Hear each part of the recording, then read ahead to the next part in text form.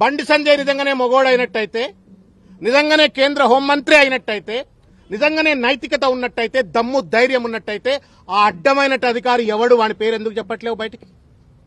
ఎందుకు ఆ రోజు అధికారంలో ఉన్నటువంటి ఒక ముఖ్య నాయకుడు ఆ సదరు అధికారిని బీదర్కు పోకుండా ఆపిండు అని చెప్పని బండి సంజయ్ చెప్తా ఉన్నాడు. దమ్ము లేదా బండి సంజయ్ నీకు? చెప్పు, అధికారి పేరు చెప్పు. ఆ రోజు ఉన్నటువంటి ఒక ముఖ్య నాయకుడు ఎవడో వాడి పేరు చెప్పు. వాడి పేరు చెప్పవు, వీడి పేరు చెప్పవు. అడ్డమైనటువంటి ఒక వెధవ లెక్క నువ్వు ఇష్టం వచ్చినట్లు ఇవాళ కేసీఆర్ గారి పైన నిరాధారమైన ఆరోపణలు చేస్తే న్యాయమా బండి సంజయ్ అని చెప్పని ఇవాళ నేను ప్రశ్నిస్తా ఉన్నాను.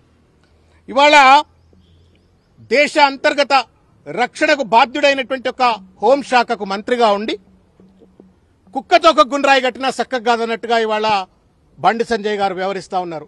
ఎలుకతోలు ఎంత ఉతికినా నలుపు నలుపే గాని తెలుపు కాదు అన్నట్టుగా ఇవాళ బండి సంజయ్ గారు వ్యవహరిస్తా ఉన్నారు.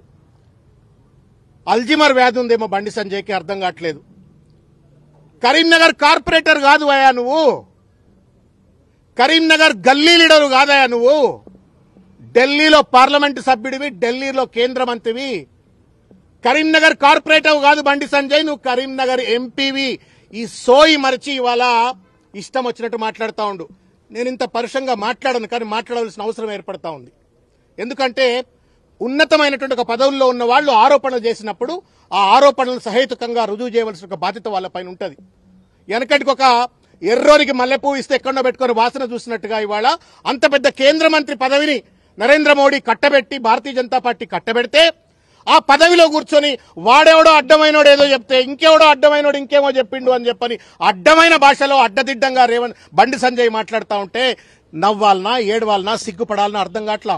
Bandi Sanjay is not an individual. Bandi Sanjay Bharatiya Janata party నాయకుడే కాదు, బండి సంజయ్ నా భారత ప్రభుత్వానికి కేంద్ర మంత్రి కూడా.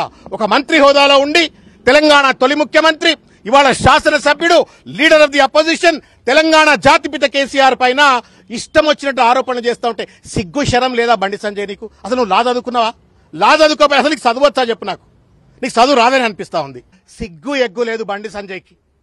వాడెవడో సన్నాసిగాడు చెప్పిండు అని చెప్పని మీడియా ముఖంగా అడ్డదిండగా మాట్లాడే ముందు పో, మెజిస్ట్రేట్ దగ్గరికి పో, పోలీస్ స్టేషన్కి పో.